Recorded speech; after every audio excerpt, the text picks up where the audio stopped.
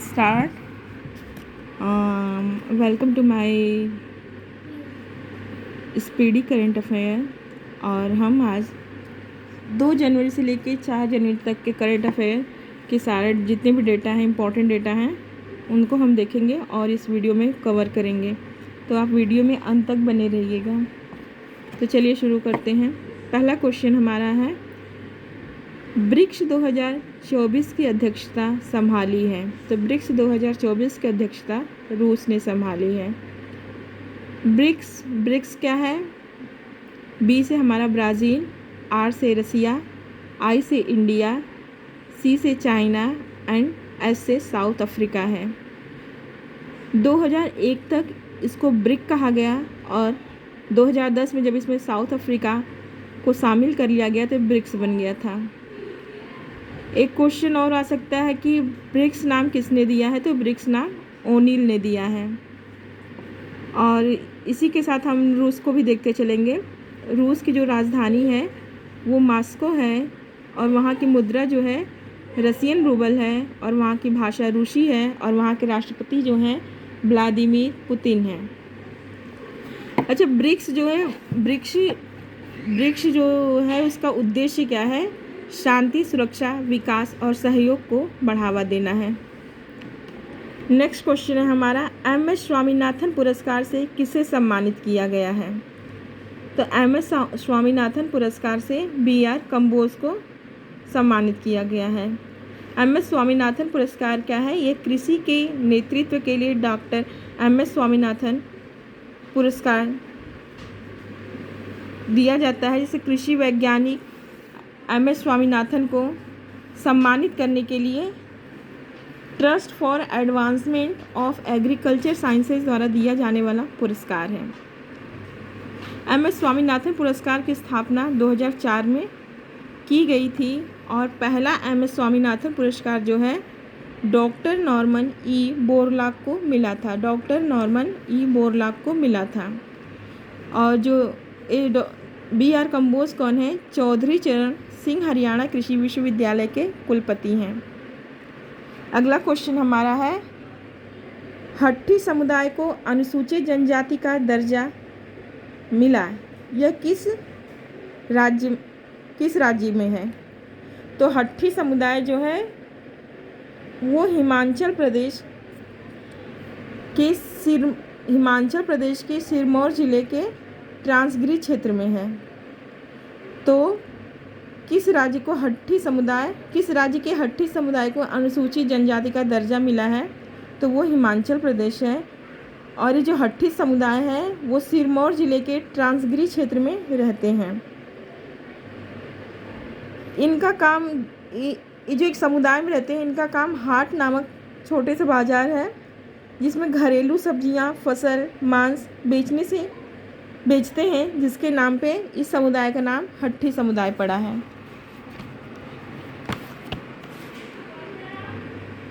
अगला क्वेश्चन है, desert cyclone सैन्य अभ्यास किन देशों के बीच आयोजित हुआ? डेजर्ट साइक्लोन सैन्य अभ्यास किन देशों के बीच आयोजित हुआ? तो वो है भारत और यूएई। तो डेजर्ट साइक्लोन सैन्य अभ्यास जो है 2 से 15 जनवरी तक राजस्थान के महाजन में आयोजित किया गया था। अब यहाँ से पूछ सकता है कि डेजर्ट साइक्लोन अभ्यास कहाँ आयोजित किया गया था? तो राजस्थान के महाजन में। इस अभ्यास में जायद फर्स्ट ब्रिगेड यूएई और भारत की मैकेनाइज्ड इन्फेंट्री रेजिमेंट के सैनिक शामिल हुए थे। तो इम्पॉर्टेंट ये है कि इसमें राजस्थान के महाजन याद रखना है। और डेजर्ट साइक्लोन सैन्य अभ्यास किन देशों के बीच हुआ था? तो भारत और यूएई के बीच में। और हम एक नज़र यूएई पे भी डालते हैं, जिसको हम संयुक्त अरब अमीरात भी कहते हैं या यूनाइटेड अरब अमीरात। इसकी जो राजधानी है अबू धाबी है और इसकी भाषा अरबी है। और इसकी जो क्या कहते हैं राष्ट्रपति हैं वो शेख मोहम्मद बिन जायद अल नाहयान है और वहाँ की मुद्रा यूएई दिरहम है, जिसको हम एईडी कहते हैं। और राजस्थान को भी देखते चलेंगे। जो राजस्थान है वहाँ के जो मुख्यमंत्री हैं वो भजन लाल शर्मा है। राजधानी तो आप लोगों को पता है जयपुर है। और जो वहाँ के गवर्नर हैं हरिभाऊ बागड़े हैं। और भाषा वहाँ की राजधानी है राजस्थानी है। और जो लोक नृत्य है वो घूमर और कठपुतली है। और वहाँ की जो जनजाति है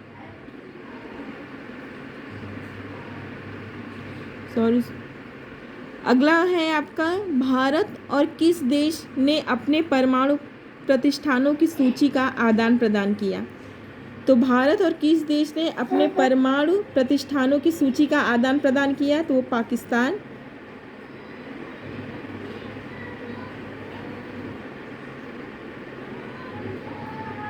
तो भारत और पाकिस्तान ने अपने परमाणु प्रतिष्ठानों की सूची का आदान प्रदान किया है। तो पाकिस्तान देख लीजिए, पाकिस्तान जो है, पाकिस्तान की राजधानी इस्लामाबाद है और वहाँ की मुद्रा पाकिस्तानी रुपया है। और वहाँ के जो मुख्यमंत्री हैं वो शहबाज शरीफ है और राष्ट्रपति आसिफ अली जरदारी हैं। और वहाँ की राष्ट्रीय भाषा जो है वो उर्दू है। अगला क्वेश्चन हमारा आता है, भारत का पहला गर्ल्स सैनिक स्कूल का उद्घाटन कहाँ किया गया था। तो भारत के पहले गर्ल्स सैनिक स्कूल का उद्घाटन मथुरा में किया गया था, जो उत्तर प्रदेश में है। नेक्स्ट क्वेश्चन है हमारा, स्कॉटिक्स जूनियर ओपन अंडर 19 खिताब किसने जीता। तो स्कॉटिक्स जूनियर ओपन अंडर 19 का खिताब अनाहत सिंह ने जीता है। स्कॉटिक्स जूनियर ओपन अंडर 19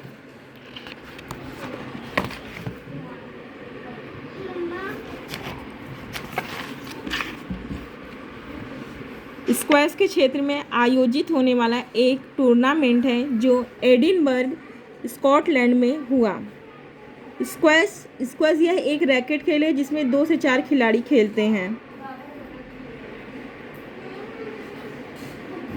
अगला क्वेश्चन है, किस राज्य ने एक साथ 108 स्थानों पर सामूहिक सूर्य नमस्कार का गिनीज वर्ल्ड रिकॉर्ड हासिल किया है। 108 स्थानों पर सामूहिक सूर्य नमस्कार का गिनीज वर्ल्ड रिकॉर्ड गुजरात ने हासिल किया है। और गुजरात में मोढेरा सूर्य मंदिर में यह कार्यक्रम हुआ था। तो गुजरात के मोढेरा सूर्य मंदिर में 108 स्थानों पर सामूहिक सूर्य नमस्कार किया गया था। और गुजरात को भी हम देखते चलेंगे। तो गुजरात की जो मुख्यमंत्री हैं वो भूपेंद्र भाई पटेल हैं। वहाँ के गवर्नर आचार्य देवव्रत हैं और वहाँ की राजधानी गांधीनगर है। भाषा गुजराती है। लोक नृत्य गरबा इंडिया है, गरबा और डांडिया है। और जनजाति जो है भील है। मुख्य त्यौहार वहाँ के नवरात्रि, गरबा, डांडिया है। तो हम साथ में स्टेट को लेते चल रहे हैं ताकि हमें स्टेट के बारे में जानकारी रहे, जो हमको कहीं और पढ़ना न पड़े और इससे हमको मतलब तैयार भी हो जाता है, आपको प्रिपरेशन अच्छी हो जाती है। अगला क्वेश्चन है हमारा, पीएम विश्वकर्मा योजना को लागू करने वाला पहला केंद्र शासित प्रदेश कौन है। तो पीएम विश्वकर्मा योजना को लागू करने वाला पहला केंद्र शासित प्रदेश जम्मू कश्मीर है।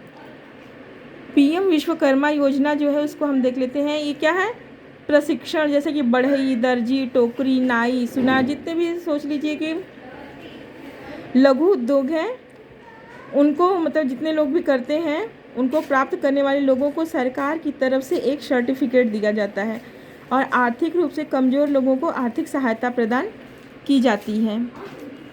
किसमें, इसमें पीएम विश्वकर्मा योजना के तहत।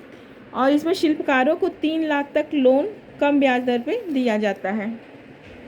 तो अब आपका मतलब क्लियर है कि मतलब पीएम विश्वकर्मा योजना को लागू करने वाला पहला केंद्र शासित प्रदेश कौन बना, तो जम्मू कश्मीर। ओके, और जम्मू कश्मीर को भी एक नज़र में हम देखते चलेंगे। तो जो जम्मू कश्मीर है हमारा, जम्मू कश्मीर की जानते हैं 5 अगस्त 2019 तक ये भारत का एक राज्य था, लेकिन 5 अगस्त 2019 के बाद ये क्या हो गया, जम्मू एंड कश्मीर और लद्दाख को केंद्र शासित प्रदेश बना दिया गया था। जम्मू कश्मीर की राजधानी श्रीनगर और जम्मू है। मई से अक्टूबर तक इसकी राजधानी श्रीनगर होती है और जम्मू जो है नवंबर से अप्रैल तक। जम्मू कश्मीर के जो प्रधानमंत्री हैं, मुख्यमंत्री हैं, वो महबूबा मुफ्ती थी अंतिम, तब से बाद जब से केंद्र शासित प्रदेश बना है कोई मुख्यमंत्री नहीं बना है। वर्तमान में यह पद रिक्त है और वर्तमान उपराज्यपाल मनोज सिन्हा हैं। और वहाँ की जो शासन है वो केंद्र सरकार करती है। अगला क्वेश्चन है, किस देश का माउंट लेवोटोबी ज्वालामुखी फटा है? किस देश का माउंट लेवोटोबी ज्वालामुखी फटा है? तो वो है इंडोनेशिया। इंडोनेशिया का जो है माउंट लेवोटोबी ज्वालामुखी फटा है। इंडोनेशिया देखते हैं, इंडोनेशिया की जो राजधानी है वो जकार्ता है। मुद्रा वहाँ की इंडोनेशियाई रुपया है और वहाँ की जो भाषा है इंडोनेशियाई है और वहाँ के जो राष्ट्रपति हैं जोको विडोडो हैं। अगला क्वेश्चन है, कौन सा देश कैंसर से हुई मौतों के मामले में एशिया में दूसरे स्थान पर है? तो कौन सा देश कैंसर से हुई मौतों के मामले में एशिया में दूसरे स्थान पर है? तो वो है भारत। नेक्स्ट क्वेश्चन है, किस राज्य सरकार ने आपदाओं की पूर्व चेतावनी देने के लिए राहतवाड़ी केंद्र लॉन्च किया है? किस राज्य सरकार ने आपदाओं की पूर्व चेतावनी देने के लिए राहतवाड़ी केंद्र लॉन्च किया है? तो उत्तर प्रदेश सरकार है। और तो यहाँ से ये क्वेश्चन है कि किस राज्य सरकार ने आपदाओं की पूर्व चेतावनी के लिए राहतवाड़ी केंद्र लॉन्च किया है? तो किसने? उत्तर प्रदेश सरकार ने। अब ये देखेंगे कि राहतवाड़ी केंद्र क्या है। जो राहतवाड़ी केंद्र है ये लोगों को प्राकृतिक आपदाओं के बारे में 30 मिनट या 1 घंटे पहले अलर्ट कर दिया जाता है। मतलब कि प्राकृतिक आपदा जो होने वाली है उसकी आशंका होने पे लोगों को 30 मिनट या 1 घंटे पहले अलर्ट कर दिया जाता है। अगला क्वेश्चन है, हम यूपी के बारे में भी एक नज़र डालते चलेंगे। यूपी है वो जनसंख्या की दृष्टि से सबसे बड़ा राज्य है और क्षेत्रफल की दृष्टि से चौथा राज्य है। इसकी राजधानी जो है लखनऊ है और न्यायिक राजधानी जो है प्रयागराज है। यहाँ के मुख्यमंत्री योगी आदित्यनाथ हैं और गवर्नर आनंदीबेन पटेल हैं। इसकी स्थापना 24 जनवरी 1950 को हुई थी। नेक्स्ट क्वेश्चन हमारा है, केनरा बैंक कहाँ अपना डेटा एनालिटिक्स सेंटर लॉन्च करेगा? तो केनरा बैंक अपना कहाँ डेटा एनालिटिक्स सेंटर लॉन्च करेगा? तो ये जो है कि हमारा केनरा बैंक बेंगलुरु में अपना डेटा एनालिटिक्स सेंटर लॉन्च करेगा। तो इसमें एक आपको मतलब ये पता होना चाहिए कि डेटा एनालिटिक्स क्या होता है। डेटा एनालिटिक्स सेंटर जहां डेटा एनालिटिक्स किया जाता है, मतलब कच्चे डेटा पे काम करके उसको योग्य जानकारी से इकट्ठी की जाती है। तो समझ में आया, केनरा बैंक कहाँ अपना डेटा एनालिटिक्स सेंटर लॉन्च करेगा? तो वो है बेंगलुरु में। ओके, अगला नेक्स्ट है हमारा, अच्छा बेंगलुरु में, तो बेंगलुरु किसकी कैपिटल है? कर्नाटक की है। तो हम कर्नाटक को भी एक नज़र में देखते चलेंगे। कर्नाटक की जो कैपिटल वो बेंगलुरु है। वहाँ के मुख्यमंत्री जो है वो सिद्धारमैया हैं और वहाँ के गवर्नर थावरचंद गहलोत हैं। भाषा कन्नड़ है, लोक नृत्य भरतनाट्यम है और वहाँ की जनजाति जो है कुरुबा समुदाय है, भेड़ पालक। मैंने यहाँ पे जो जनजाति है वो बहुत ज़्यादा दे रहे थे तो मैंने 1-2 ही सेलेक्ट किया है, आप देख लीजिएगा।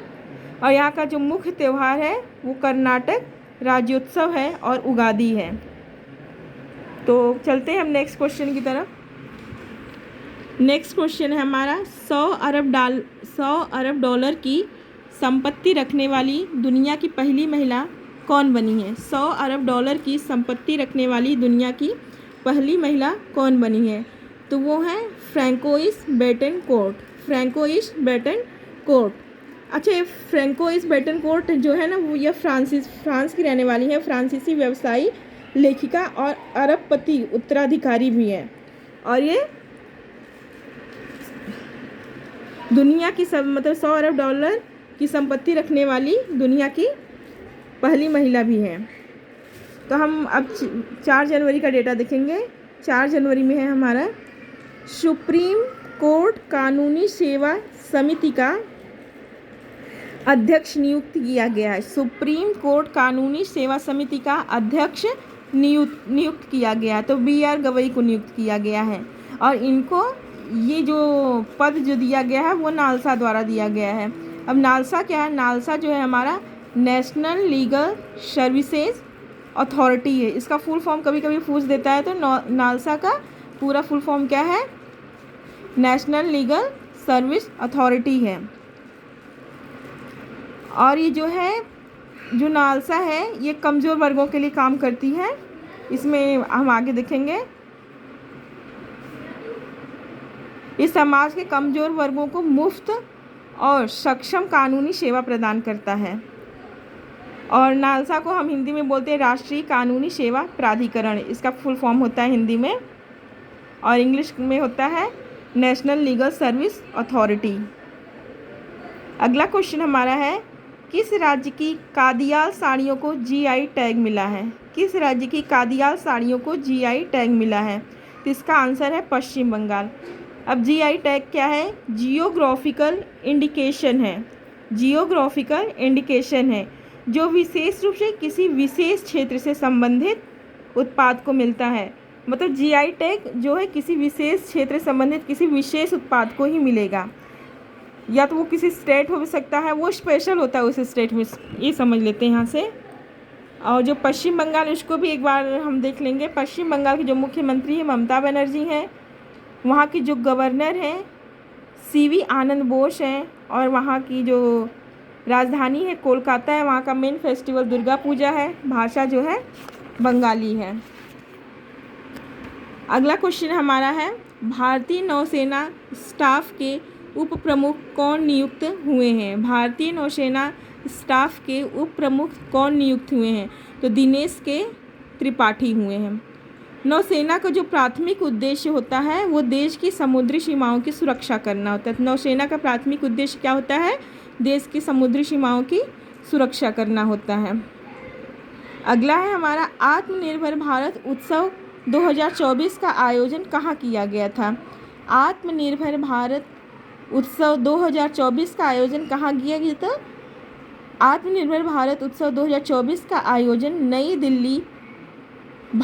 दिल्ली में किया गया था। वो जगह स्थान का नाम था भारत मंडपम। इसका जो है पूछ सकते हैं, इसके उद्घाटन किसने किया था आत्मनिर्भर भारत उत्सव का? तो केंद्रीय विदेश मंत्री डॉक्टर सुब्रमण्यम और केंद्रीय वाणिज्य एवं उद्योग मंत्री पीयूष गोयल ने किया था। नेक्स्ट क्वेश्चन हमारा आता है, राम मंदिर राष्ट्र मंदिर एक साझी विरासत। राम मंदिर राष्ट्र मंदिर एक साझी विरासत पुस्तक का विमोचन किसने किया था? तो एक तो केरल के राज्यपाल भी है और इनका नाम आरिफ मोहम्मद है। केरल के राज्यपाल आरिफ मोहम्मद ने राम मंदिर राष्ट्र मंदिर एक साझी विरासत का विमोचन किया था।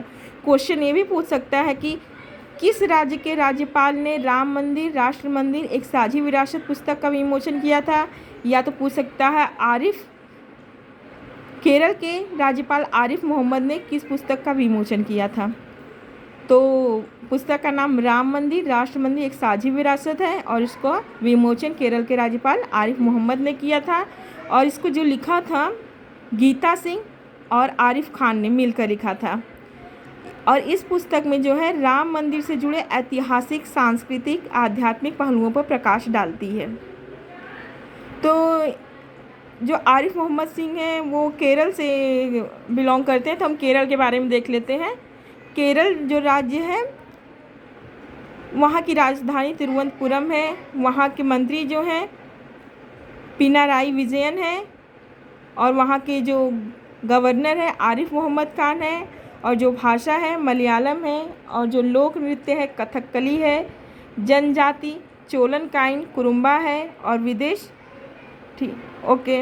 अब नेक्स्ट क्वेश्चन है हमारा, विदेश मंत्रालय का नया प्रवक्ता किसे नियुक्त किया गया है? विदेश मंत्रालय का नया प्रवक्ता रणधीर जायसवाल को नियुक्त किया गया है। अगला क्वेश्चन हमारा, प्रधानमंत्री मोदी ने कहा 400 करोड़ के फास्ट रिएक्टर प्लांट का उद्घाटन किया?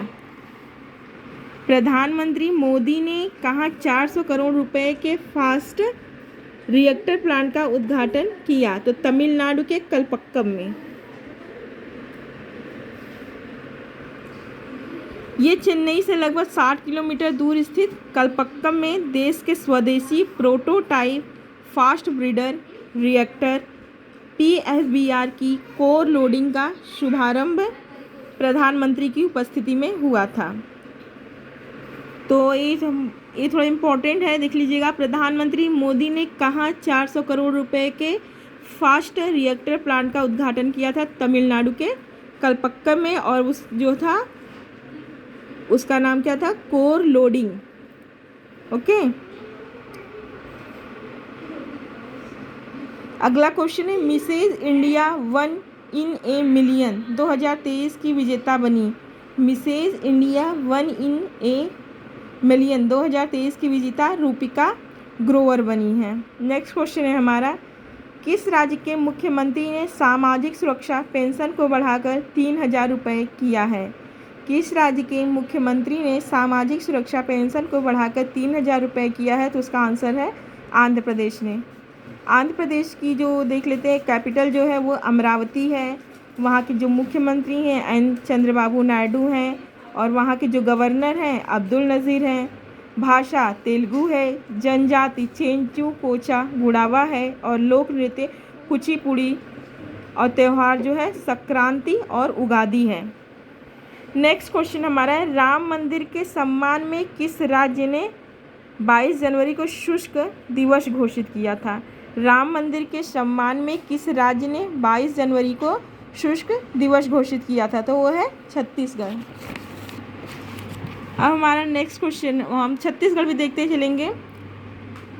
छत्तीसगढ़ की जो राजधानी है रायपुर, मुख्यमंत्री विष्णुदेव साई, गवर्नर रामेन डेका, भाषा छत्तीसगढ़ी, लोक नृत्य कर्मा सुआ पंडवानी है, और त्यौहार आपका बस्तर और दशहरा है। जनजाति गोंड बैंगा और कोंद है। नेक्स्ट क्वेश्चन है, किस देश ने हिम तेंदुआ को राष्ट्रीय प्रतीक घोषित किया है? किस देश ने हिम तेंदुआ को राष्ट्रीय प्रतीक घोषित किया है? तो किर्गिस्तान ने हिम तेंदुआ को राष्ट्रीय प्रतीक घोषित किया है। किर्गिस्तान की जो राजधानी है वो बिश्केक है। मुद्रा जो है किर्गिस्तानी शोम है। भाषा वो जो है वहाँ की किर्गिज तुर्की भाषा है, और वहाँ के राष्ट्रपति जो हैं सादिर जायारोव हैं। अगला है हमारा क्वेश्चन, वांचो शिल्प को GI टैग मिला।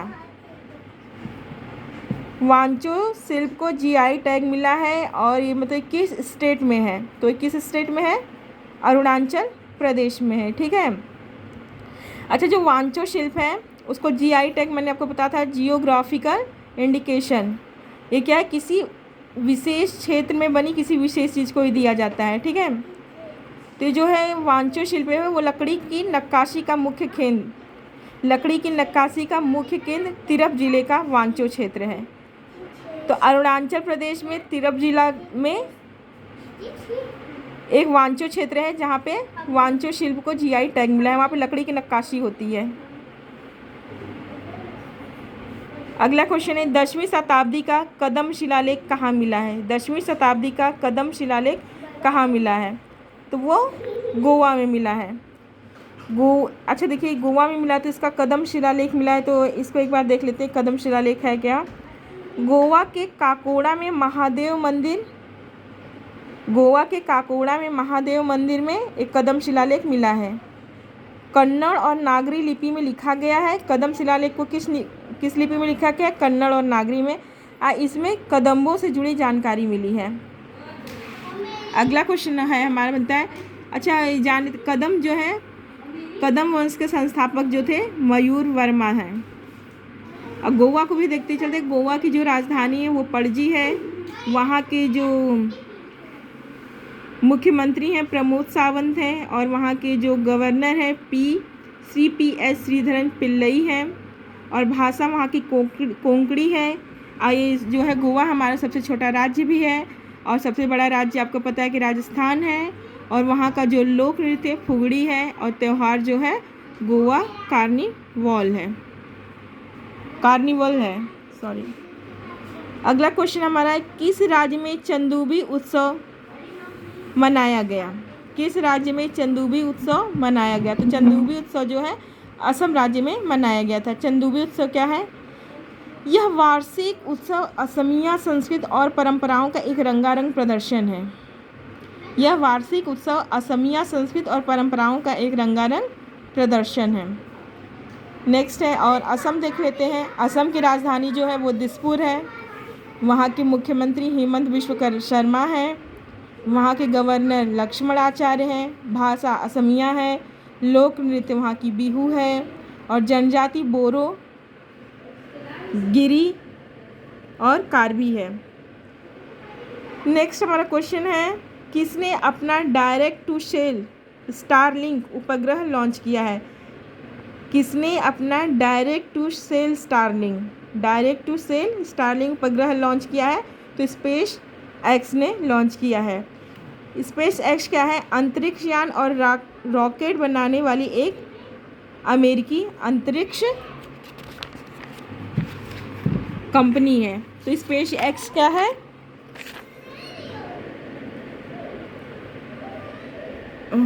अंतरिक्ष यान और रॉकेट बनाने वाली एक अमेरिकी अंतरिक्ष कंपनी है। इसकी स्थापना 2002 में हुई और इसको एलन मस्क ने स्थापित किया था। नेक्स्ट क्वेश्चन है हमारा, कुवेम्पू राष्ट्रीय पुरस्कार 2023 किसे मिला है? कुवेम्पू राष्ट्रीय पुरस्कार 2023 किसे मिला है? तो शीर्षेंदु मुखोपाध्याय को मिला है। एक मिनट देख लेते हैं हम, कुवेम्पू राष्ट्रीय पुरस्कार है क्या? कुवेम्पू राष्ट्रीय पुरस्कार दिवंगत कन्नड़ कवि कुवेम्पू की याद में दिया जाने वाला एक राष्ट्रीय पुरस्कार है। तो कुवेम्पू राष्ट्रीय पुरस्कार दिवंगत कन्नड़ कवि कुवेम्पू की याद में दिया जाने वाला एक राष्ट्रीय पुरस्कार है। यह पुरस्कार उन लेखकों को दिया जाता है जिन्होंने भारतीय संविधान द्वारा मान्यता प्राप्त किसी भी भाषा में योगदान दिया है। मतलब भारतीय संविधान द्वारा किसी भी भाषा में अगर उसने मान्यता प्राप्त की है तो उसको कुवेम्पू राष्ट्रीय पुरस्कार दिया जाता है। और इस बार का जो कुवेम्पू राष्ट्रीय पुरस्कार 2023 किसे मिला है? तो इस बार का जो 2023 का कुवेम्पू राष्ट्रीय पुरस्कार शीर्षेंदु मुखोपाध्याय को मिलता है। तो अब हम वीडियो को बंद करते हैं और लाइक कीजिएगा, सब्सक्राइब कीजिएगा और कमेंट करके बताइएगा, तो वीडियोज़ में इम्प्रूव भी किया जाएगा। Okay, thanks for my watching video.